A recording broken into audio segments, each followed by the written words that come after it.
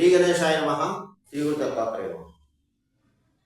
ఈ వీడియోలో మనం ఈ రోజున ఫిబ్రవరి మాసంలో వృషభ రాశి వారు ఎలా ఉందో తెలుసుకుందామా. ఫిబ్రవరి మాసం వృషభ రాశి పూర్తిగా 2, 3, 4 పదాలు, అలాగే రోహిణి 1, 2, 3, 4 పదాలు, మృగశిర 1, 2 పాదాలు వృషభ రాశిలో వస్తాయండి. ఈ రాశిలో స్త్రీలకి పురుషులకి ఈ ఫిబ్రవరి మాసం బాగుందండి. అన్ని రకాలుగా, అన్ని విధాలుగా, అన్ని రంగాల వారికి బాగుంది. చాలా యోగదాయకం ఉందని చెప్పుకోవచ్చు. ఈ మాసం మీకు మంచి అనుకూలమైన మాసం అండి. వృషభ రాశులకి చాలా మంచి అనుకూలమైన మాసం. గతంలో ఎన్నో ఎదురుదెబ్బలు తిన్నారు, బాధలు పడ్డారు, కష్టాలు పడ్డారు, అవమానాలు పొందారు, ఎన్నో సమస్యలు ఎదుర్కొన్నారు. కానీ ఇప్పుడు అవన్నీ కూడా మబ్బు వెళ్ళి విడిపోయి చెప్పుకోవచ్చండి. ఈ మాసం మీ ఒక రకంగా అదృష్టం తలుపు తట్టింది. దీన్ని మాత్రం ఉపయోగించుకోండి. ముఖ్యంగా చెప్తున్నాను, ఈ యొక్క ఫిబ్రవరి మాసాన్ని వృషభ రాశి వారు ఉపయోగించుకోండి. కాలం కలిసి వచ్చింది, అంతా మీకు శుభాలు జరుగుతాయి. కానీ మీరు కష్టపడండి. ఇందులో కొంతమంది బద్ధకస్తులు ఉన్నారు, మీరు కూడా కష్టపడండి అమ్మా. కష్టపడితే తప్పని మీరు సక్సెస్ అవుతారు. ఇకపోతే ధనపరంగా బాగుంది. మీకు సమయానికి ఏదో విధంగా ధనం చేతికి అందుతుంది. విలాస వస్తువులు కొనుక్కుంటారు, వేరైన వస్తువులు కొనుక్కుంటారు, వినియోగంలో పాల్గొంటారు, శుభకార్యాలకు హాజరవుతారు. ముఖ్యంగా కొంతమందికి అయితే ఈ గృహంలోనే శుభకార్యాలు జరగడానికి అవకాశాలు ఎక్కువ కనిపిస్తున్నాయి. అలాగే తీర్థయాత్రలు చేస్తారు, దైవ దర్శనం చేసుకుంటారు, దైవ కార్య సంబంధించిన వ్యవహారాల్లో పాల్గొంటారు. అలాగే ఎప్పటి నుంచో పెండింగ్ లో ఉన్న వ్యవహారాలు కూడా సక్సెస్ అవుతాయి. మీకు కొన్ని వ్యవహారాలు పెండింగ్ లో ఉన్నాయి, మీకు అవి కూడా పూర్తవుతాయి. అలాగే ప్రభుత్వం సంబంధించిన వ్యవహారాలు కూడా మీకు సక్సెస్ అవుతాయమ్మా.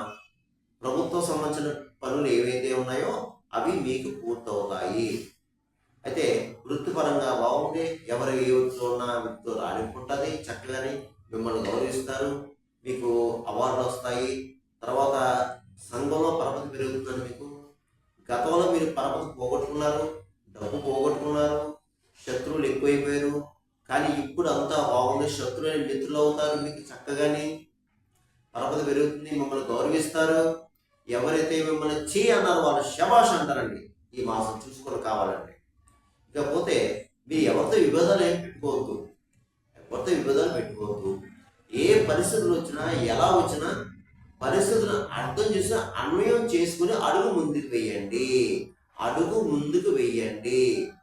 దీని గతంలో ఏదో కొన్ని సమస్యలు వచ్చిండొచ్చు, లేదా కొన్ని ప్రయత్నం చేసి ఉండొచ్చు. మీరు ఆ ప్రయత్నం సాగకపోవచ్చు, సక్సెస్ అవ్వకపోవచ్చు. కానీ ఈ మాసం మీరు ప్రయత్నం చేయండి. ప్రయత్నం చేస్తే మీరు 100% సక్సెస్ అవుతారు. పోతే మీ లక్ష్య సాధన ఏదైతే ఉందో దాని మీద దృష్టి పెట్టండి. మనోధైర్యంగా ఉండండి, మనోనిబ్బరంగా ఉండండి. ముఖ్యంగా గురువుని, బ్రాహ్మణుని, పెద్దవాన్ని గౌరవించండి. ఎవరితో అసభ్యంగా మాట్లాడవద్దు, గౌరవించండి, వాళ్ళ నమస్కారం చేయండి. ఇకపోతే ప్రయాణ విషయంలో మాత్రం కాస్త జాగ్రత్త అండి. ఏదైనా దూర ప్రయాణం చేసేటప్పుడు మాత్రం కాస్త జాగ్రత్త ఉండండి. భగవన్నామస్మరణ చేసి వెళ్ళండి. అలాగే ముఖ్యమైన వ్యవహారం మీద వెళ్ళేటప్పుడు, ఏదైనా శుభకార్యం నిమిత్తం వెళ్ళేటప్పుడు కూడా మీరు వెళుతూ మీకు దగ్గరలో ఏదైనా దేవాలయం వెళ్ళి ఒక టెంకాయ కొట్టేసి ఒక 11-20 అక్కడ ఉండిలో వేసేసి ఆ దేవుడికి నమస్కారం పెట్టేసుకుని మీరు వెళ్ళి పైన సక్సెస్ అవ్వాలని అక్కడి నుంచి అడుగు ముందుకేని మీరు సక్సెస్ అవుతారు. ఇకపోతే ఇతర దేశంలో ఉన్న వారికి బాగుందండి.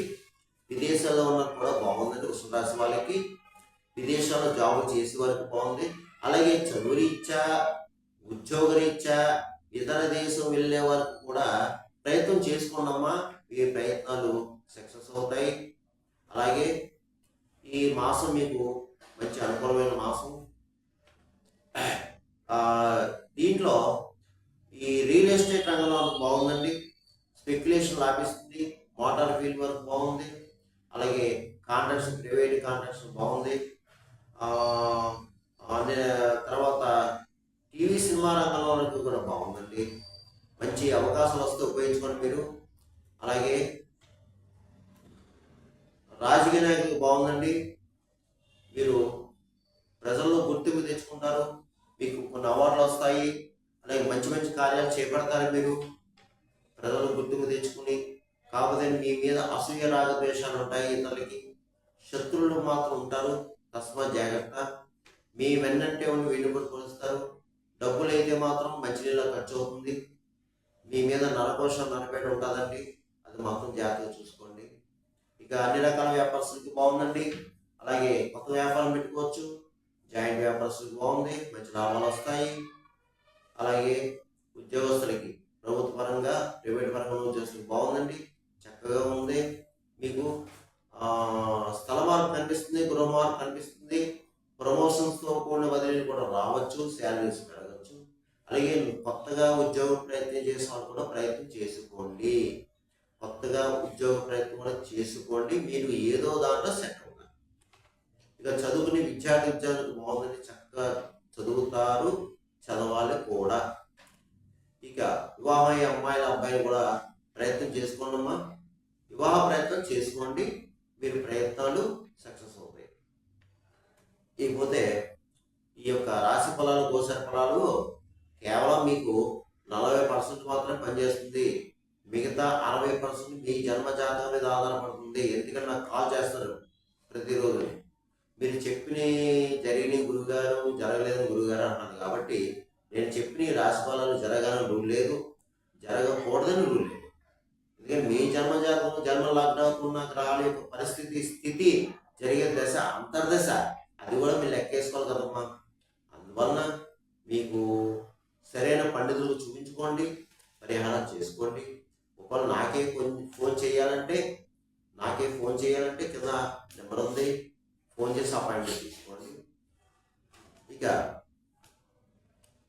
ఈ వృషభ రాశి వారు ఈ ఫిబ్రవరి మాసంలో నేను చెప్పిన పరిహారాలు చేసుకుంటే ఈ మాసం అంతా మీకు యోగిస్తుంది. అది ఏమిటి అంటే, ముఖ్యంగా ఈ ఫిబ్రవరి మాసం మాఘమాసము, శివకేశవులు ఇద్దరికీ ప్రీతికరమైన మాసము.